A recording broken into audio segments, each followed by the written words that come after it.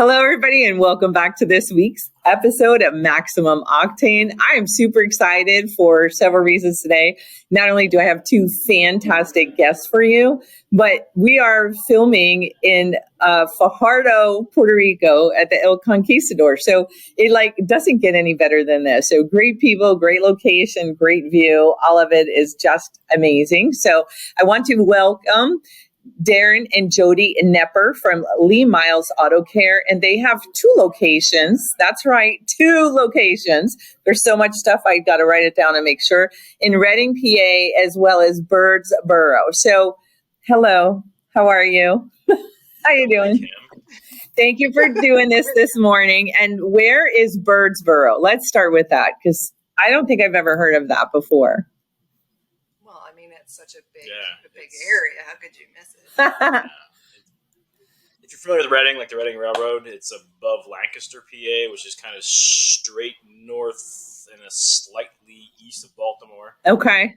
On it. We're an hour northwest of Philly, and Birdsboro is just a little zip code outside of Reading. So our shops are probably 15 minutes apart. That's awesome. We can teach somebody that monopoly, that railroad, that is the Reading Railroad, y'all. That is not the Reading Railroad.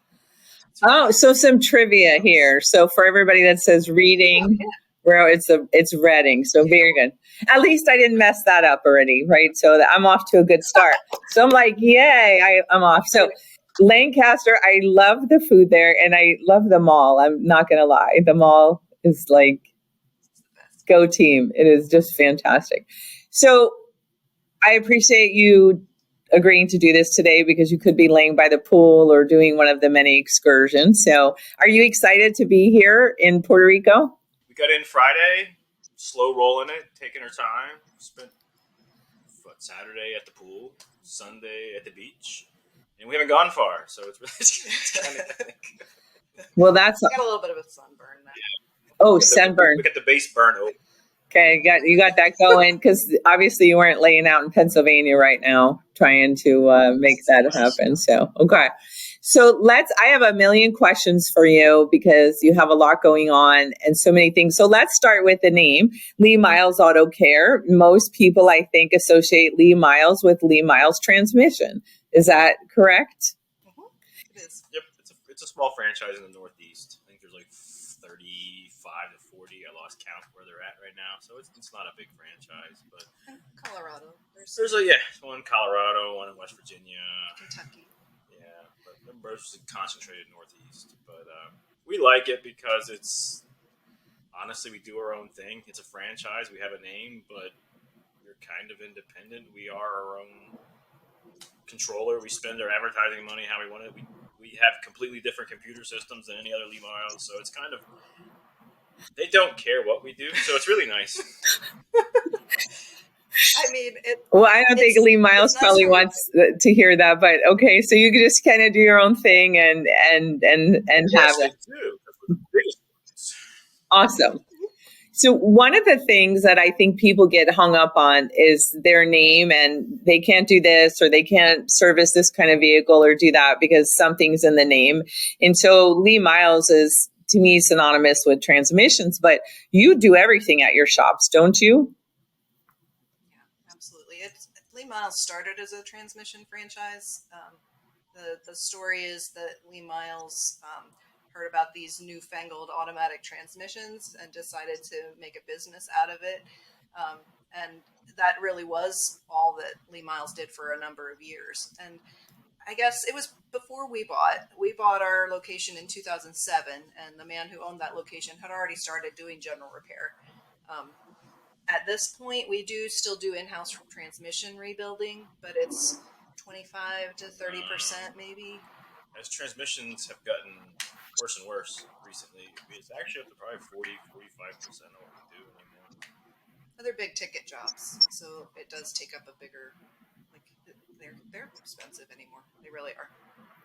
They are. So yeah, we when you look, focus on. I'm sorry, there's a weird delay. No, there's a weird delay. So you were saying something about focusing? No, we specialize in transmissions. We have guys that's all they do is we have one guy in the one shop. It just pulls transmissions in and out. We have now up to 2 trans builders, so we do that, but they're hard to control. I mean, if you go to ATI and it's all about maintenance and general repair and that kind of stuff. You can't really control transmissions as much as you can control the other side of it. So we focus on the other side, and whatever happens in the transmission world happens in the transmission world. Is kind of how we approach it. So you just made my heart sing, because there's so many people out there saying they can't control anything, and they can't control when customers come in, they can't control car count, they can't control all of that. And you have found a way to do that with having that whole side of the transmission world. And yet you're still able to control things and sell maintenance on a regularly scheduled basis and all of that. How did you make that switch to really focusing on that area?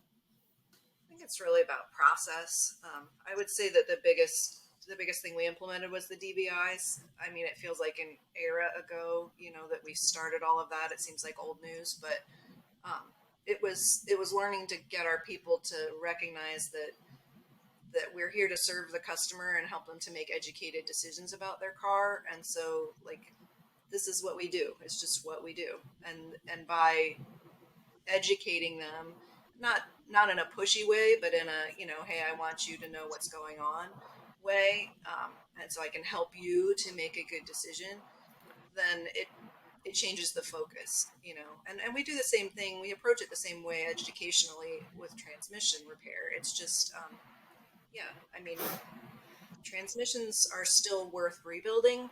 We keep an eye on that, as parts get so expensive and it's going to cost this much for us to do it versus that much to buy units, or the dealer's doing this, whatever. We still keep track of that, and it's still an important piece of the pie. But it's possible, as fewer and fewer people rebuild and prices get more and more expensive, the day could come when it just doesn't make sense to do that in-house anymore, which is why, in order to survive, you need to be thinking several years down the road and building for that. So that's what we do. Well, selling general repair and maintenance is all about the service advisor.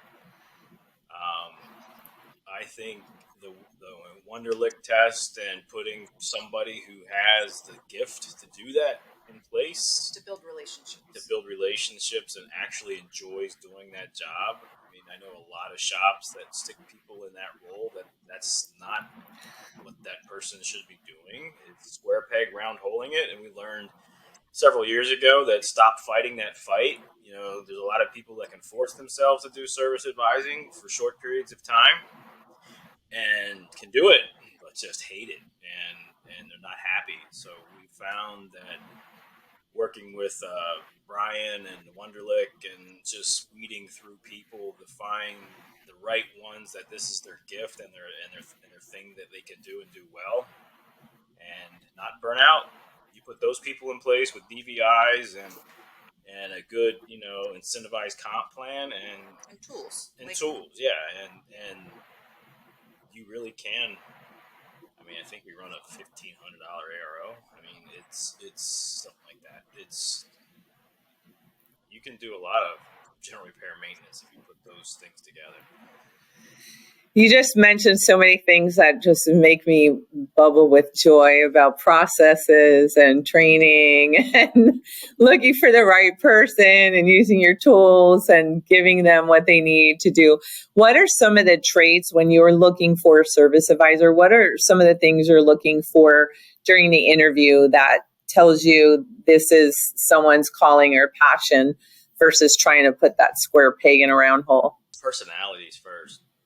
You gotta like people and have the first impression is very important.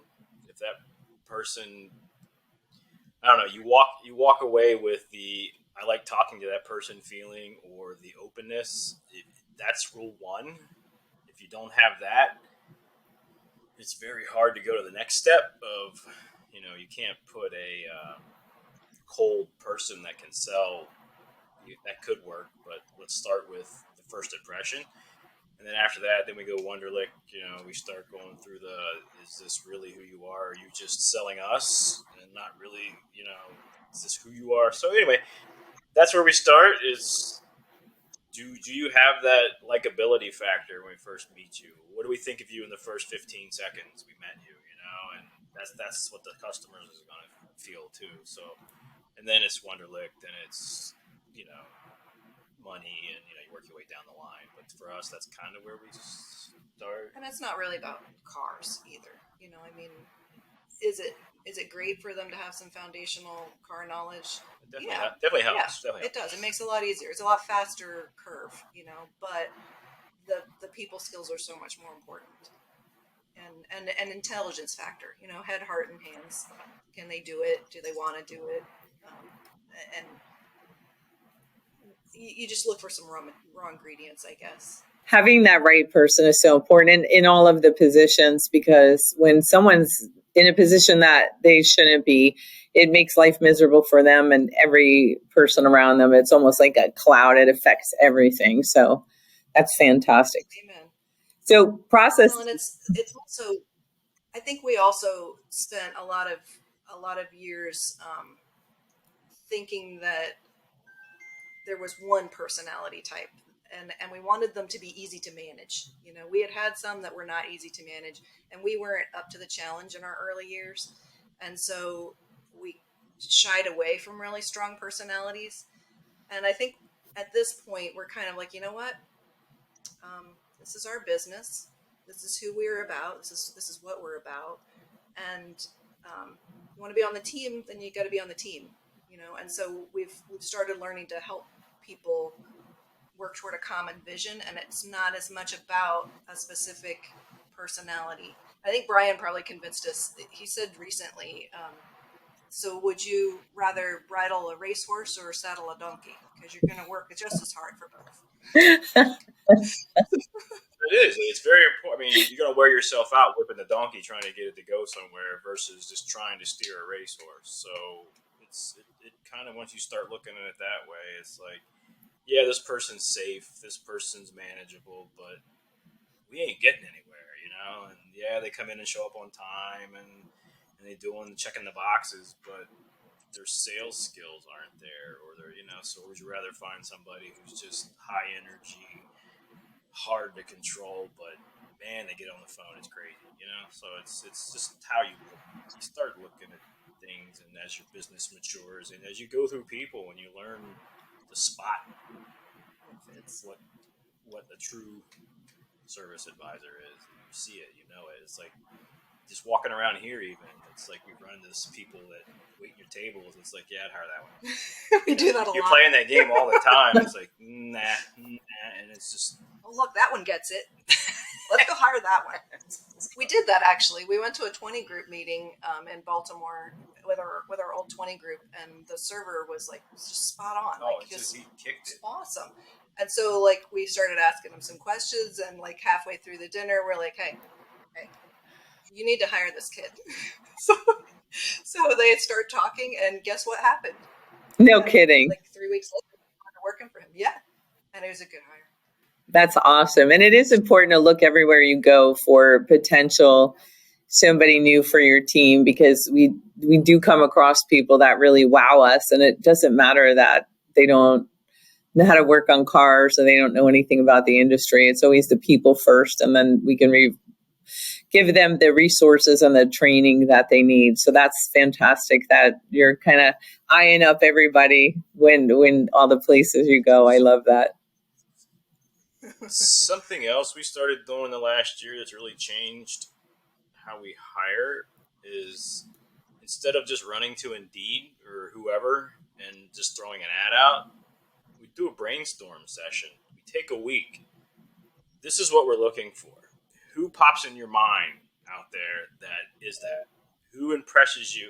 And, it may not be today, but tomorrow, like one of our stars, hey, I know a guy. It's like people chew on it. It's like who is impressing you, and then and then let's go get them.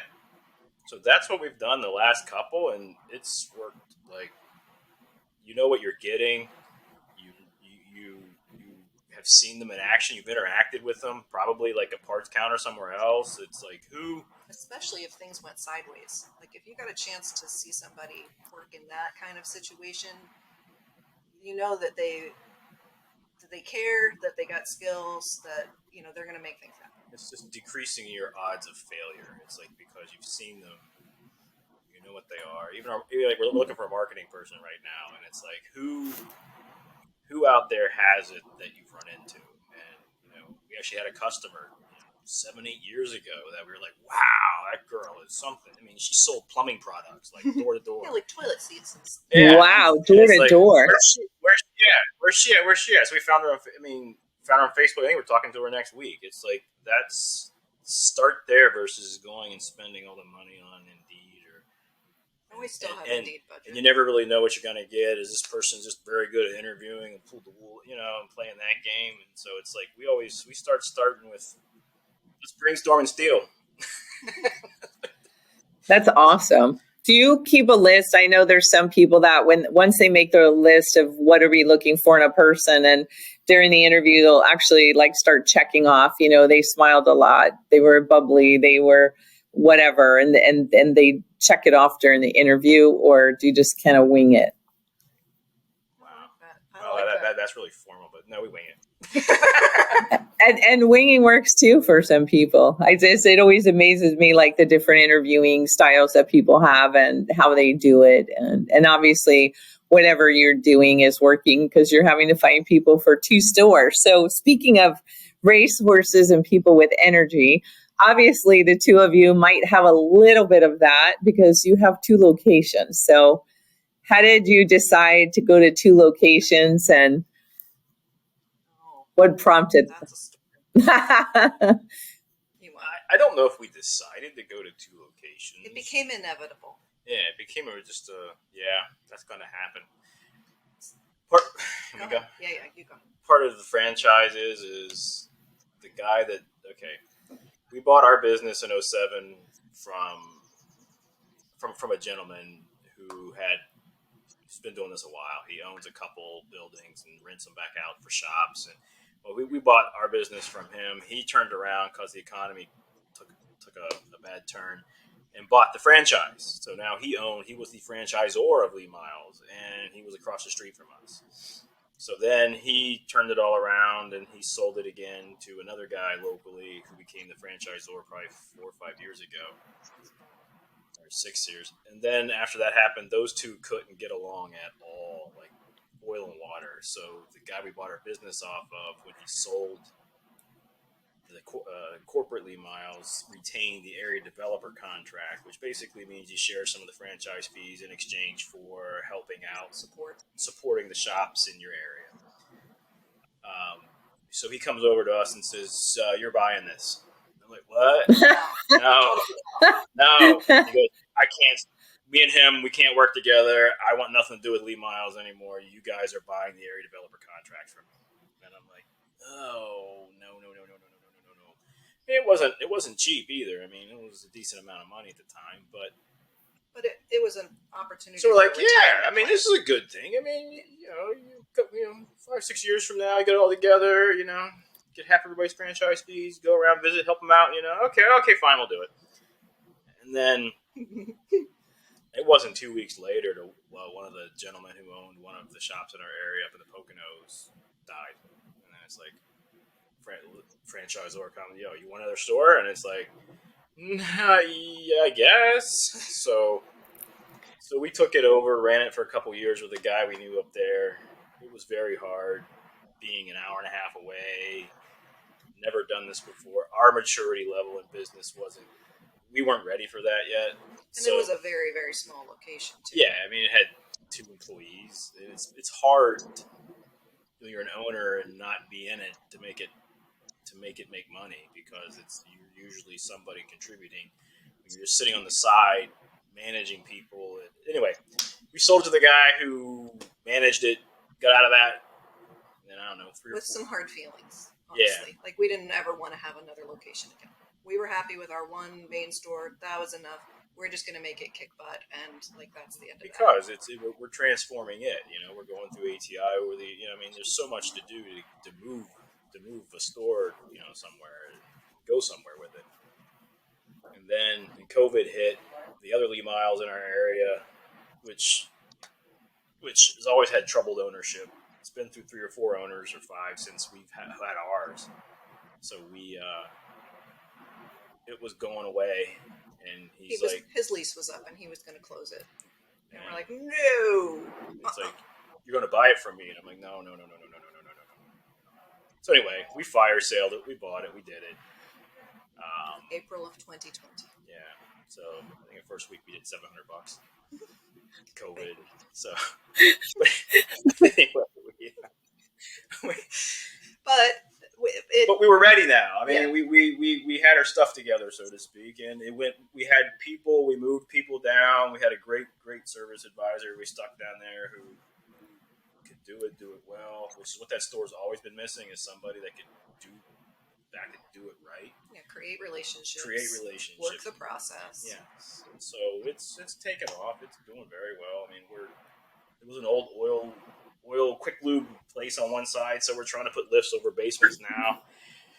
And adding lifts and adding things, and pretty soon we'll hopefully tap it out too. But so now we're onto a third. Well, and that was such a fast learning curve, like that. It is. Once you've done the process, when it's time to add techs. When it's time to add service advisors. It just happens a lot faster. The learning curve is there, so it's. Yeah. So once you've divided your attention like that, but it's still when there are 2 stores and there's 2 of us, we're still the backbone of it. Like Darren would basically manage most things with the Reading store, and I would manage most things with the Birdsboro store, and I would stay on site there. He would stay on site in Reading, and we were just still so tied to it. But it started having all of these needs, like we needed more help with the back office stuff, all of the support.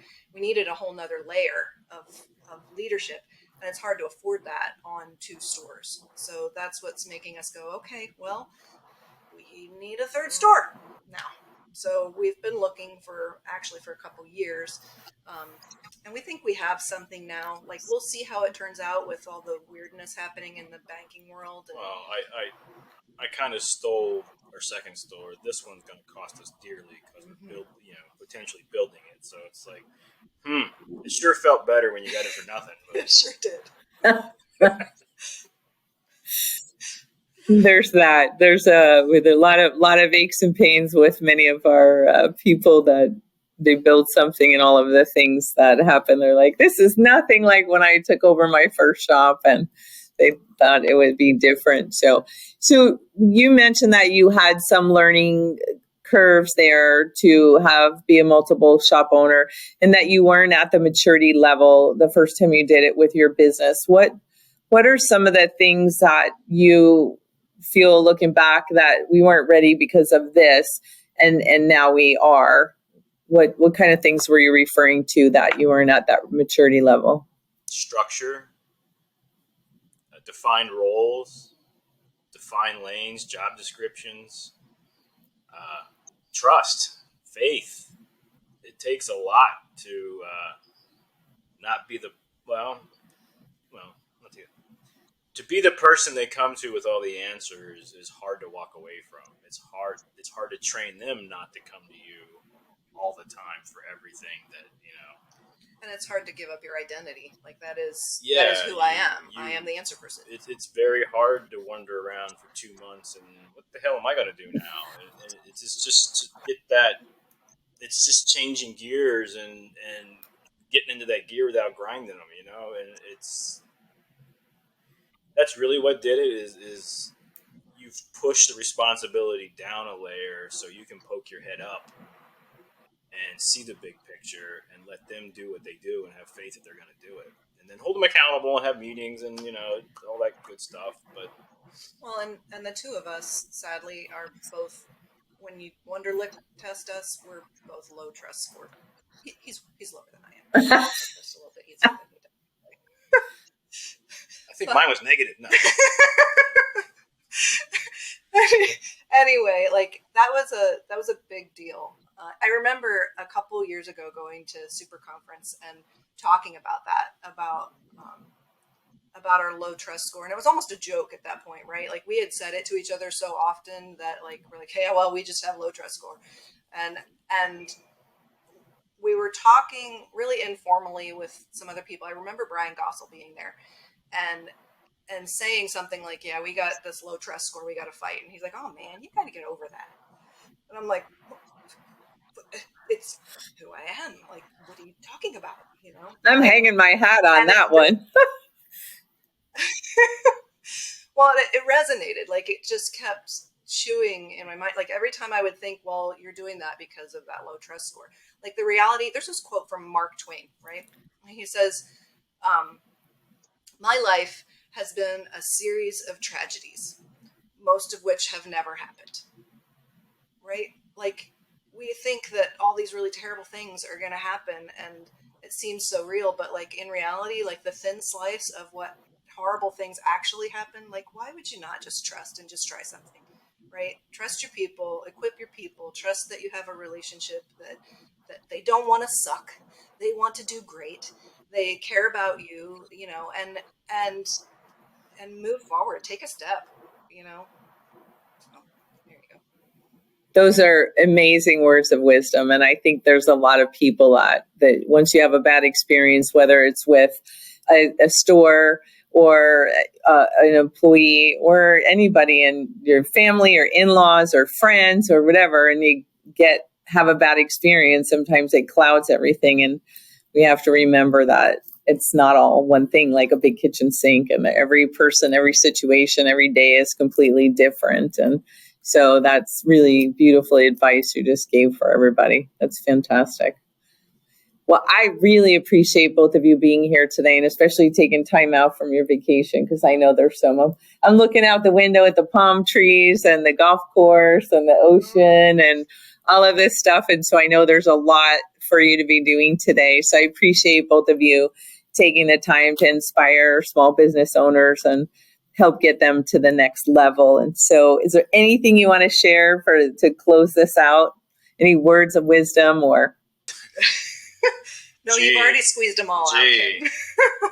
No, I, for me personally, it's getting over the fear of talking to other people that do this. Go seek people out that, you know, we say our goal is to always be the dumbest person in the room. I mean, that's what you need to seek and find with ATI and with Super Conference or wherever you go that's automotive, is just try to find the room where you're in the room with people who've already went where you want to go and spend time with those folks as much as possible is really, because it gives you courage and faith that, yeah, this ain't so scary, you know, they've done it, and you pick up things and take them home and you eventually get there. Well, and we're all just everyday people, right? Like these people who've done these really great things, they're not superheroes. They just learned some stuff. They had the courage to try some stuff. And like, why can't we do that? Right? Why can't anybody do that? Excellent point. Excellent question for everybody. Well, again, thank you so much for your time today. I really appreciate it. And I will be seeing you around the resort, and hopefully you have your hats for the welcome reception. Tell me you do. Not as great as your hat, Kim. Well, that's impressive. There's that. What? Darren's putting his head down. Do you not have a hat for the welcome reception, Darren? Come see. I think you're looking at it. Here's this hat. Come see me. Well, I'll hook you up. I brought some stuff because I have a bet with Ron that I cannot lose. So I will get everybody fixed up. You'll see with the stuff there, and I'll explain to you about what I did to ensure I win the bet, because I'm that person. So I like the commitment. Yeah. So anyway, everybody stay safe, make good choices, and stay inspired. And we'll be back next week.